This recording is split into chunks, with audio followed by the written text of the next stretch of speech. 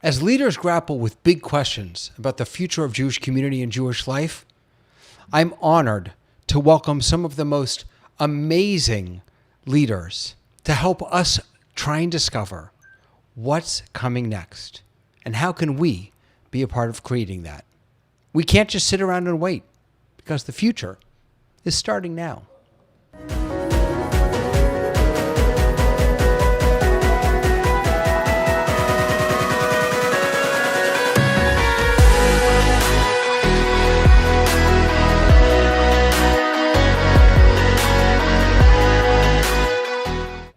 Hey everybody, David Paskin here, Torah Tech Guy. It's so good to see all of you. And hello, Justin. How are you? Hello, David. I'm doing great. Thanks for having me here tonight. I am so happy to have you here. I had your bio up, and as I was just starting this whole thing, it crapped out on me. So I'm trying desperately to pull it up again because I know you just as the creator of Magnetic Shoal, one of my favorites, but you've really done some more, and I want to share that and celebrate that with everyone who's here. I think I've got it back now. But I mean, we really are very, very lucky to have Justin here, Justin Sakofs. Justin's path takes a nod from an essential rule of improv: yes, and. In living a life informed by Judaism, he has become aware of the increasing importance of engaging and being inclusive. and helping people widen how they own their own Jewish practice. Justin has been developing tools and experiences for individuals to explore Judaism on their own level. He's the proud creator of Magnetic Shul, where children and rabbis can create their own Shabbat experiences in a self-contained travel box. He's also partnering with the local JCA to stretch the community's spiritual muscle during endorphin rushes by incorporating Judaism into yoga, kayaking, and cycling. After seeing the inside of 6 DMVs, Justin and his family, Rachel and 3 children, reside in Jacksonville, Florida, where he parallels Albert Einstein. I love this, working by day and dreaming with his family at night. Justin believes that we are at a precipice of an evolution and revolution of Jewish practice, where we diversify how we approach, build, and engage with our Jewishness to ensure that it maintains a relevancy for the next generation. And that's exactly why I wanted to talk to you, Justin. How are you? I'm doing great. You said, I love those words because it's so true. And I'll start with that little piece of Einstein, by the way. I was listening to a podcast about his biography, I think from the Jewish Lives Project. And it talks about how he really upended, classical science thinking with the idea of relativity. And so if we think about that, we thought we knew everything. He comes in there, puts this massive idea out there, which was so simple, but at the same time, it revolutionized how we thought about the world. I wonder about the same thing about Judaism. If everything we've been doing is what we inherited, therefore it must be true. But what if it doesn't? Because it doesn't speak to everyone. And if that's the case, then how can we make it be relevant and perhaps more engaging for the entire community? One person at a time. What does that say then? Boy, we're just diving in here. What does that say then about the inherited tradition? I mean, I assume, which I fully understand makes an ass out of at least me, that you're not suggesting that we need to find a different tradition, but that we need to find different ways to relate to and connect to and have that tradition feel relevant to us. Am I reading that right? Yeah. Correct. You're spot on there. And so, let's dive right in. And so if Einstein took care of science, let's actually focus on what some people might want to consider as Jewishness. And so if you ask that age-old question, is Judaism the religion, the civilization, et cetera? Well, let's analyze each one of those pieces. And so let's think about it from a spiritual perspective. What is our path to spirituality when it comes to Judaism? Well, if we think about what we do Jewishly, more often than not, people are going to say, well, it's coming to synagogue. But really, is coming to synagogue the most spiritual experience that you can think of? And so I believe the quote is attributed to David Breifman, who says that religion is being in synagogue thinking about kayaking, and spirituality is out kayaking thinking about God. And here you are, recognizing spirituality is actually about recognizing that we're just one speck of the world, and there's something much greater than us. And in our synagogue spaces, where we've designed them in a way to hopefully be inspirational by putting stained glass and artwork and our Kodesh that are always built with some kind of beauty and design. But if it doesn't speak to us, what else can we do? And so then we have to start traveling, and we look for other pieces. And so the extension from that is, as we were talking about with this endorphin piece of mine, is that when do you feel like you're more open? Sometimes when we're exercising, sometimes when we're, getting the body moving. And so it's no surprise, I think we've heard about it before, you have that spiritual high when you're out running, when you're out exercising. So how can we capitalize on that specific opportunity of saying, well, this is where I'm spiritually open to be engaged Jewishly. And so that becomes this bigger piece. So when you started talking, right, okay. When you started talking, my first thought was you're talking about spiritualism, being a spiritualist, but that's not necessarily Jewish. But what you're saying is, if I'm hearing you correctly, is let's start with where people feel spiritual and then infuse that, make that. I have, I don't know if I have them here. I have these, I put them in my drawer back there. I can't get to them now. I have these 3D glasses. You know those when you go to the movies, the different color glasses? But I have the kind that when you look through them at a light, you everything turns into Jewish stars, Magen Davids. Oh, cool. And yeah, and I love them because I talk to kids about how, we Jews, we look at the world through Jewish glasses. We see things differently. So the suggestion is, instead of starting with Judaism and hoping that people find spirituality there, let's start with spirituality and insist by our good actions, our good teachings, our good Torah, that Judaism is then infused there. Exactly. And so now you have to have qualified educators or people who are knowledgeable of this and also have an interest in these various spiritual opportunities. Right. The And that kayaking, sometimes, the hiking, yeah. So we're actually going to come back to that because I want sure, to that's talk fine. more about that. But let's back up for a second. Yeah, please. Can you tell me where this came from? Where did this come from inside of you? Oh, geez, years of experience. So this is a great part. So gotta start at the origin story. So I worked as a youth director for years. And when I was working as a youth director, I had one family come up to me before youth group started. The father and son come into shul, and he's like, "Here, take my kids." And I'm like, "But we're not open yet." And he goes, "Doesn't matter. You take my kid. I want to go upstairs." I said, "But don't you want your kid to be with you and have a meaningful experience?" And he said, "Nah, I'm going to be upstairs. You can handle him. You take care of him. You give him what he needs for his age." And that sat with me as one experience. And then there were other experiences where I had kids sitting next to me with their parents, and they had all of these tchotchkes with them that they would bring to shul to keep them engaged. And this, mind you, was before I became a parent myself. And what I discovered was that we all would try to bring things to keep kids present physically, but they weren't engaging them in the space.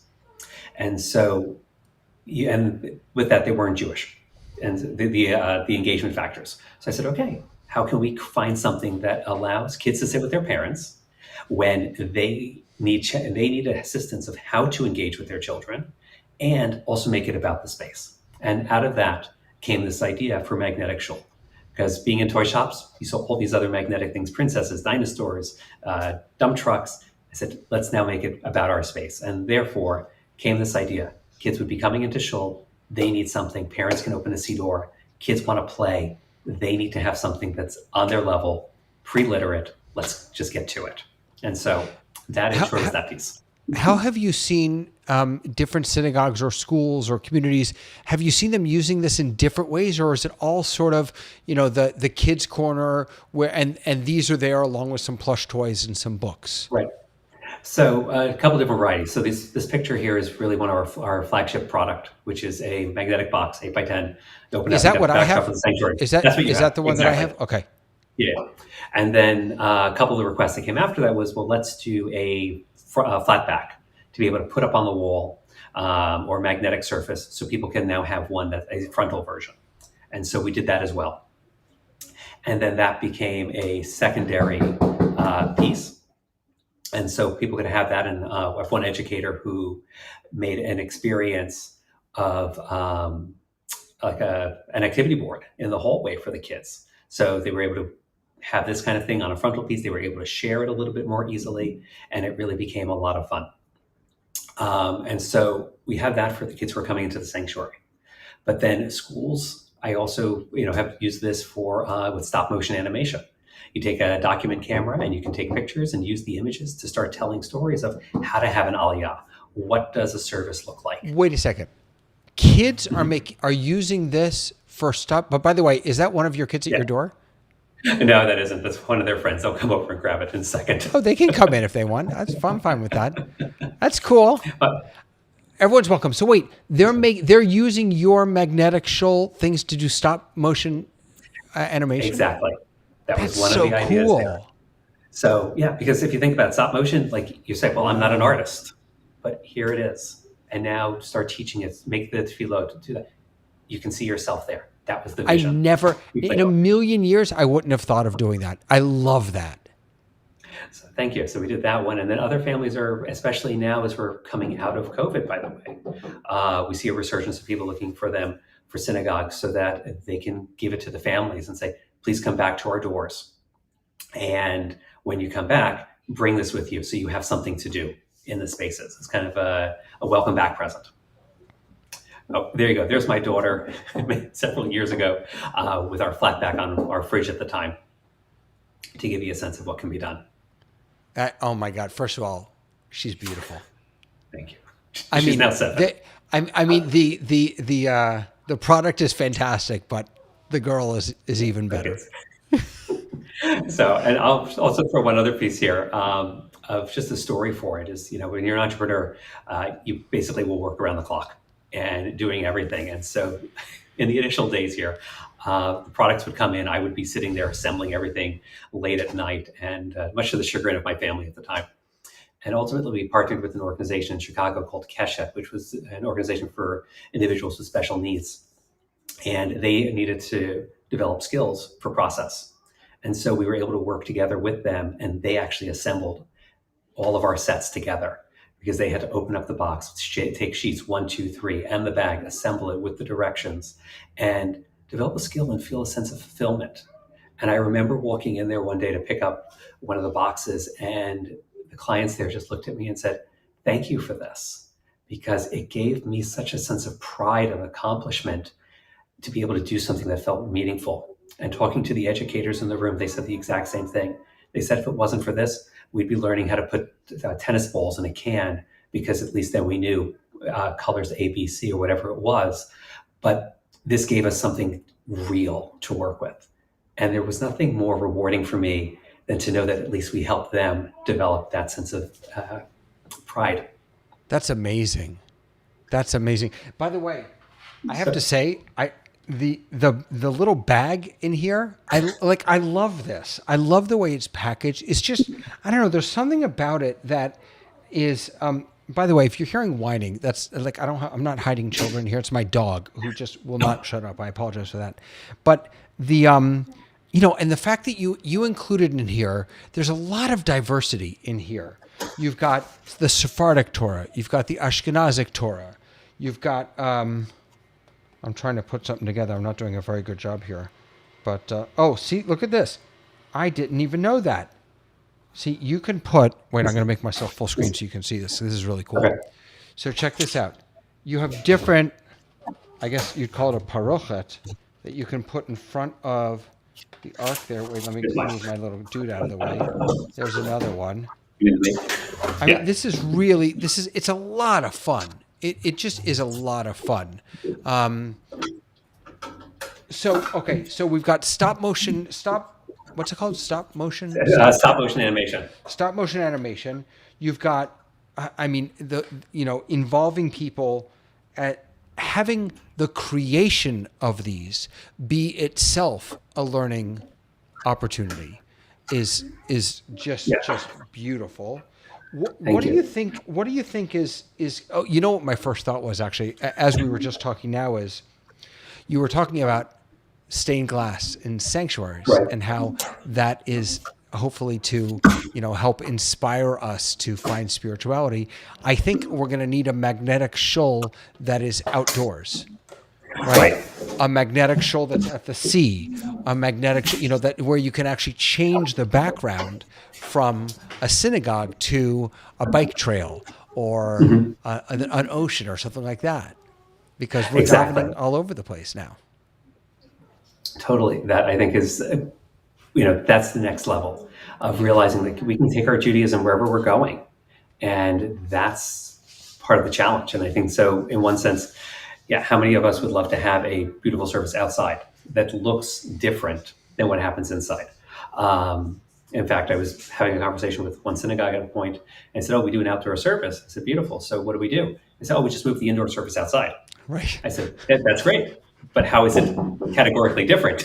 I said, it's outside. But when are we including the outdoor space into it? Are we focusing on tefillot that actually bring in nature in any shape or form, or is it still just not there? What's so interesting, what's fascinating about that is I think we collectively have seen that same challenge or dilemma when synagogues moved their services online, right? Mm-hmm. They took the same experience that they were doing in the sanctuary and put it into Zoom or YouTube or Facebook, expecting it to translate. And the truth is, it doesn't. It just with all due respect to my colleagues, I don't think that it does. I think that there are different skills that there, and some of this we learned. I think every synagogue on the planet, every liberal synagogue on the planet, probably shortened their service because they realized that you can't do that long of a service. But how we engage people in this space, how we use this space to enrich and enhance the experience, as you were saying with nature. Don't just go outside. Can you bring outside into your prayer experience to actually enrich it? Exactly. And I think that's the part that sometimes we're missing. And it reminds me of another origin piece for magnetic shoal, is that if you think about it, synagogues are adult spaces. They're designed for people of average height. But if you look at a synagogue from 2 feet high, 3 feet high, it looks very different. And so this was something I did early on. And I realized that if you look around in most synagogues, all you see are the pews. You see all the seats. Well, that's not that exciting. When you're a little taller, you can see those stained glass windows we talk about. But it's that idea. You have to think about where the participant is coming from. What is their actual viewpoint? And now let's go from there. And one of the pieces, I think, for our digital transition here is that we often think about, how are people accessing it? For the past, I want to say 10 years or so, we probably made a really big shift to mobile web design. And so to make sure that our mobile websites work well, which, by the way, forgive me, Magnetic Shoal doesn't actually work right now mobilely. But it's not an immersive experience. It's a handheld experience. And so one of my dear friends, Stephen Silbert, when he was creating something to help engage people for the Yamim Noraim, the High Holy Days, he was like, think about using your TV, and what if you actually hit full screen for your Zoom? Now, what does that look like? It might not be the best, but it makes you feel a little more immersive. And that's the part that we often neglect to do. Yeah, I actually just posted a video, was it last week or the week before, about using what's called a Facebook portal TV to participate in services, because you can put it right on top of your TV. It plugs right in. You don't need a computer. I think computers are often, at least for me, computers are associated with work, and so the last thing I want to do on Shabbos is open my work device. But if I'm comfortable using electronics, a TV is a different kind of experience. The downside to that is that TVs, I think by their very nature, we are trained when it comes to TVs that it's a passive experience.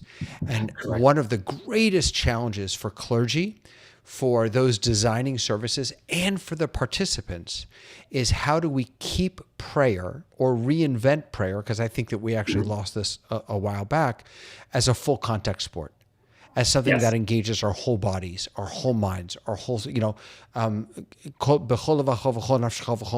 right? With all of ourselves, how does prayer become not just a Netflix show that we're watching?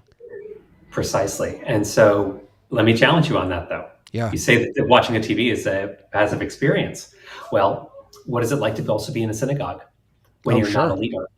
Oh, absolutely. And, how often do we care more about what page we're on than what is the environment? What is the experience that we're supposed to feel? And I see it with my own kids. It's like, oh, wait, are you on page 53? Well, maybe not, but I found something a little more meaningful. So we teach, I think, a lot and too much, I'm going to say, to make sure that we're on the same page and how to open a book and how to hold it properly, than getting into the real kishkas, into that experience. One thing I'm going to throw out there is that when I did the March of the Living, years ago already, we went to go to the synagogues in Poland, and what do you discover? You see that the sanctuaries actually have the tefillot around the building, around the room, painted on the walls as frescoes. And every time I see that, I'm like, why can't we do this? And it's been one of my dreams that for at least Simchat Torah, that we put the Zmirot, the songs that we want to sing, in big and put that up on the walls as huge papers. And so that way you can easily access them, because, hey, we're reading on the green sheet, line number 3, let's start there, whatever it might be. Because otherwise people are trying to hold these little books in their hand, and no, they want to use their hands. They want to clap. They want to sing. You want to get their entire being into it. So one of the things that I'm hopeful for is that as challenging as davening and mostly davening is in digital space, and it's challenging. It is creating community, creating a spiritual environment. It can be challenging, if for no other reason that it's brand new and we don't know how to do it yet. I'm hopeful, though, that at the same time that we have faced this challenge and struggled through it, that we will also be able to learn some things from the past 2 years and have them influence things that only that we learned in digital space that we can then translate into physical space. And one of them is how passive these prayer experiences are in the sanctuary. I think you're absolutely right about that. By the way, I have to just say, I love what's the perspective. What does a synagogue look like from a 2-year-old's perspective or a 4-year-old's perspective? That's kind of an amazing question that we should all sort of go into our sanctuaries and get down on our knees and see what it looks like. That's a really beautiful piece. But I think that we have a lot to learn. And I hope that we can find some inspiration from the past couple of years in the ways that we've had to adjust and shift into what we're doing in the sanctuary. We wanted to take what was in the sanctuary and move it outside or move it online. I'm now hoping that we can take some of what we've done outside or online and bring it back into the sanctuary. Right. Yeah, and I think that as long as we're being intentional with what works and we're willing to shift and shape it, I think the rewards for us are going to be amazing, because ultimately we want people to still be coming. We want people to feel engaged. And the only way to do that is to give them something that they might feel familiar with, which has been in the past 2 years in the way a very individualized, very personalized experience. But we know that they're also craving community, and to be able to connect them with others through that piece, that's how we're going to help build it back. And it's not going to be, I think, our 350 plus sanctuary spaces being full. I think it's going to be multiple minyanim concept, because people are realizing it's about the I here. And what we need to do as community leaders is say, great, you have an I. What is that I? What is your want? What is your need? How can we help you realize that you're not the only one with that? There's someone else with that same need and same want. And now we're going to build these, more, use the older term, the alternative minyanim concepts, and be able to connect everyone together. Say, yeah, we have a cadre here. We've got a cohort of a minyan that wants to do a spiritual piece of, for me, kayaking or yoga. Great. Let's get you doing that. Let's have that work. Now, what about someone else here? Let's try to keep making it all happen. So let's talk about kayaking and yoga. So Sure. how do you make those experiences Jewish? So I turn to my friends from the Institute for Jewish Spirituality when it comes to really framing it. And it's about the intention and the framework for it. So, okay, we can go out there and we're just going to do yoga. That's one thing. But let's think about what is our intention when we're going out there. And let's make sure that it has a strong Jewish context. So from the Institute for Jewish Spirituality, we started off with the idea of teshuvah, the idea of returning. And so that we might be doing yoga and we may lose our balance, but let's come back to it. How can we bring ourselves center again? And that starts to bring in this idea of allowing and the permission to wander, but also an idea of coming back and realizing that we ourselves are the ones who are going to be grounded. I also bring in the idea of tzimtzum, the idea of the mundane, and that there's this buzz, if you will, to the world. And how can we listen for it in a very Jewish lens? And as we do that, we start again to listen to our body. And so I talk about the idea of micro movements as well. And so you can go into something and feel different and realize that a slight change is going to make a major difference in your whole existence. There's something powerful about that. Now, the Jewish concept is that we're being very aware of us. We're going into it with this intentionality. We're recognizing that there's something bigger than us, and we also can control a lot of different things. That, in a way, is us now developing that Jewish spiritual muscle. And there's more to it. Before you go on, I just want to, the magnetic shoal is all about play. Well, to me, at least, it's all about play for children. And yoga and kayaking is sort of play for adults. And I wonder, what is the place of play and experimentation and sort of journeying through one's spirituality for adults, you think? Is there a place for play? 100%. I think the fact is that we forget about play too often. We really do. We just let it go to the wayside. And we think, oh no, there has to be a right way of doing this. And then before we know it, we get stuck in this path of, oh, we have to do it such and such. I'll pick on the Shemona Esrei for a moment, the Amidah. Okay, we got 18, 19 blessings that we're going to say, go through them. But what if we disagree with one of them? What if we start to internalize and like, this needs to be a slight nuanced change here? I believe there's Gemara that talks about how you can identify the heretics in the community, that if they are reciting the Amidah out loud and they don't say the Birkat Minim, the striking down of the heretics, well, we therefore know that guy is a heretic because he's not going to curse himself. And it's like, wait a second. That goes to show that there was some element of playfulness with the rabbis and also a sense of reality. And not so much just reality, but also a deep acknowledgement that there's some truth to this, but it's not just lip service. And so if we can bring that part in, then I think we can start to play with our tefillot a little bit more, play a little bit more with that experience. And so we need to do it. And one piece I'll share is that one of my favorite divrei Torah to give about magnetic shul is the concept of play.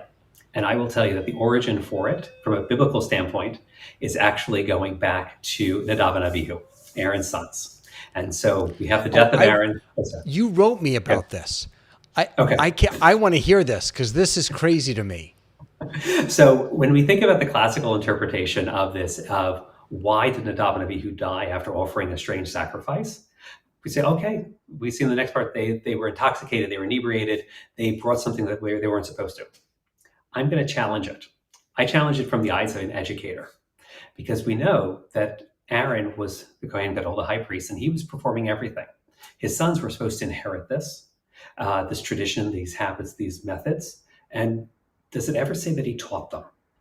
Sort of. It says that they would watch. He would do, they would watch. I think about it in my own family, the joke we have about my father when he would teach us how to do something around the house. He would have us sit behind and just watch. I'll presume he learned it from his father, who was an electrician. And similar for me, I remember experiences with him because he might say, here, you're not going to touch this. I'm going to do it. Well, I might learn how he changes a light switch and see how he does it. So I'm going to go ahead and do it. Same thing has happened to Nadav and Avihu. I'm going to do it. Except I will have forgotten one important thing that my grandfather always did. That was turn off the circuit breaker. Well, therefore, I'm going to have the same result. Why? Because I didn't have the chance to play with it. He didn't give me the screwdriver. He didn't give me the tools to be able to see how does that feel? How does that fit together? And Nadav and Avihu did the same thing. They didn't have a magnetic shul. They didn't have a magnetic mishkan to be able to play and experiment with how does it feel to bring this holy fire? How does it feel to be with eyes upon you? How to do shechita, how to do the slaughter of the animals. All of these pieces, it wasn't aware to them. They just were to follow and do it. And so they make mistakes because they never had a chance to play. And I think that's the part that we're forgetting. And so this is a moment then, if I'm reading you correctly, where the radical democratization of everything Jewish, of everything, period, is this is a moment to let people play, to let people explore, and to let people create their own Judaism or their own, I don't know if it's their own Judaism, but their own Jewish experiences, their own ways of connecting to. How would you phrase that? I think that's exactly it. We need to empower the people to own the Jewish journey, and we also have to not be shy to share that with others. I heard many times, "Oh, I'm not going to consider day school for my kids because they're too religious over there," it's a community school. It welcomes everybody, but because you don't know who else is there, it's not going to happen. And one thing I did for this is one of the schools I worked at, we had a Shabbat box program. And so the religious school, you'd have Shabbat boxes go home to give kids the chance to experience Shabbat, and it would give them grape juice, challah, candles, and they would be able to use it, send it back. Hopefully the box would be empty. Happened in the day school as well in the community. And I said, this is great. Let's do a journal with it. And let's have people reflect on who's with them. What are they doing? Maybe you have chicken for Shabbat. Maybe you have pizza. It's your Shabbat. Share it. And I think that through doing that, what my goal was is to have families realize, hey, I'm not the only one that goes out to dinner on Friday nights with my family. But this gave me a chance to celebrate a more ritualistic part of Shabbat in going out. And if we can start showcasing that this was a difference and we had 3 or 4 families who did it, maybe they would all go out together, building community, showing that they all can do something similar. Right. So there's where you bridge the individual and celebrating the individual, letting each person have their own Judaism, but then through that, building community. Here at the shul where I work, at Temple Sinai of North Dade, we have a program called Torah To Go. And we have an extra Sefer Torah, a real full-size Sefer Torah that we keep in a portable Lucite ark. And every week, a different member of our preschool community gets to take it home. They just take it home for the week. And there's a journal inside where they're able to write down some of their thoughts and their experiences. The rabbi goes over to their house at one point during the week to do a little program with them, but they just have it in their house. And I have one young boy, I can say his first name. His first name is Sebastian. He took it home, I want to say 4 weeks ago. And now every Friday he cries because someone else is taking it home and he wants to take it home. It's not crying like he's, really mourning, but it's just this, sort of weepy, like, I want the Torah to come to my house. It's so beautiful. And what we're seeing is that all the families who have taken the Torah home, they're now part of a sort of a group, right? And they now have a shared experience, albeit very different from one another. They have a shared experience that they can connect over. Right. And isn't that what makes us Jewish at the end of the day? The fact that we play Jewish geography when we run into someone else. An old friend of mine, I remember telling me that he was at a conference once and he wore his kippah publicly. And there was someone else in the room who he never knew, also wearing a kippah. And, they connected briefly and someone came to him and said, do you know each other? And he goes, no. But because I wear this, we also share history. We share something in common and we can relate to each other. And I think that that's something that we often can forget, is that idea of how can we relate to somebody else and have that shared piece that isn't just a personal history, but also a cultural one. Yeah. Justin, what are you working on? What's next? What's the next idea? What's the next thing that you're working on as an educator, as a Jewish leader, to inspire us to grow our own Judaism? So one simple thing I'm working on is actually called Big Day Shabbos. And it is a play on the word big day, being Hebrew for clothing. And so I think the oh my camps gosh, that's such a cool name. Big Day. Yes. Big Day. And it's also the big day. And so what we're working on are a series of Jewish themed t-shirts, where sporting one here that's our Shabbat. It's going to be called the Heschel. I can get it in the camera. Here, let's see. I'll drop it. Hold on. The whole idea is how can people be proud to wear their Judaism? Right? Here we go. Yeah, we got you. We see it. All right, here we go. Sacred time, sacred space every week. You got it. And so if we were to think about it from that lens, how often do we get a chance to share our Judaism? We'll wear shirts for our favorite sports teams. We'll wear shirts for anything, an event that we were part of. They're all so cool. What can we do for our Jewishness? And so I am working on a series of t-shirts like this that that kind of popify, if you will. I don't know if that's a word, but I like it. Of Jewish thinkers like Heschel, who really codified the idea that Shabbat is a space and time for us that we're going to make sacred. And so, what else can we do to get us thinking about our Judaism and wearing it? If you don't want to wear a kippah, you don't want to wear a Magen David, that's fine. Let's get you wearing these kinds of shirts and be proud to be Jewish in that lens. You know who does a lot of that? Rick Recht, the singer. He has a lot of really cool merch that, Okay. spiritual gangster, love, it just really cool merch that, yeah, I don't have it here. I have some of my own merch, but it's not cool. None of it's cool. No one wants to. I'm the only one who wears it. And then I put something else on top of it. So, Right. We'll work on Justin, that. I know I need to. If people want to find out about you, about the work that you're doing as an educator, as an entrepreneur, where should they be going? You can find me at Magnetic Shoal, easily Justin at magneticshoal.com will always reach me. The website needs a little help. I won't deny that. Yeah, I But want to the work on email that with still you. works. I want to help. I want to help you with that. Yeah, we Okay. need to update Thank you. this because I was clicking through and I did find one error. So I want to help you with that. Okay. I'll hook you up. Awesome. And so Justin at Magnetic Shoal will work for as long as I can make it work.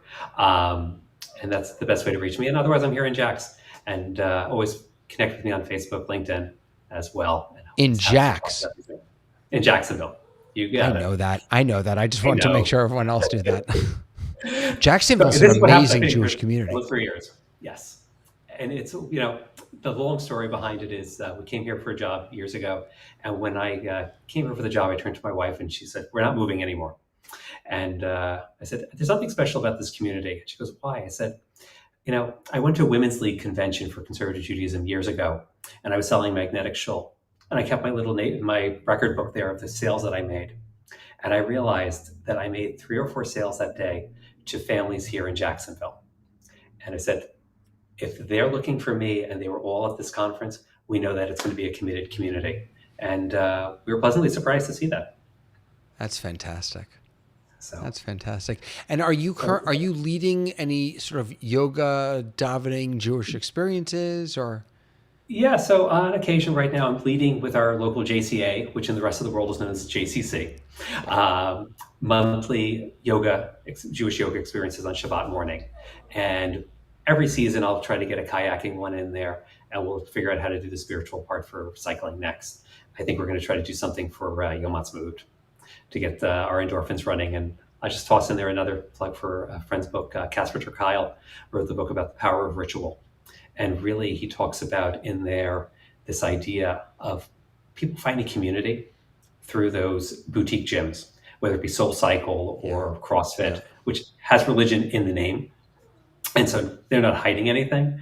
But again, it's not our language. It's not Jewish infused. And so if we can infuse that with Jewish learning, and that doesn't mean that you have a Gemara on the cycle while you're spinning, it means that you're opening your mind to the Jewish intentionality of it. That's how we can ultimately connect. That's beautiful. Justin, I'm so grateful for your time. Pleasure. So Thank you. I want to encourage people, if you have a shul that is meeting on site, or if you have young families that you'd like to give a beautiful late Hanukkah, early Pesach gift to, head on over to magneticshoal.com. I, honest to goodness, I love mine. I really do. I forget the kids. I play with them. But they're just a beautiful way for children to feel a part of the community. Awesome. Thank you, David. You and I will connect afterwards also, and we'll do some more stop motion animation together too. We'll have Oh my God. have the adaptive your kids also there. I think that is so Make it happen. cool. I love that. I love that. Love that. So, amazing. Thank you so much, Justin. I really appreciate your time. It's been my pleasure. Thank you. All right. You got it. Hey, everybody. I want to invite you to join me next week. We've got one more. Boy, my dog is making so much noise over there. We've got one more episode before we take is it a 1 week or 2 week? I guess it's just a 1 week break, maybe 2 weeks. But next week, Rabbi Adrienne Rubin's going to be here. And I'm excited to talk to her because not only is she a rabbi, but she's an expert, a specialist in data and how you read that data, especially around marketing, how you read that data to inform your next decisions and how you can grow your community, grow your practice, grow your education, and just really get the most out of so many of the social media media platforms that we're all using. So I hope that you'll join me next week on Monday for another The Future is Starting Now. This week I've got another Torah Tech Tips coming up and a how-to, I think. And we've also, so Torah Tech Tips on Tuesday, how-to on Wednesday. On Thursday, we've got another episode of the Synagogue Tech Forum. You can find all of those at TorahTechGuy.tv. Until next time, the future is starting now.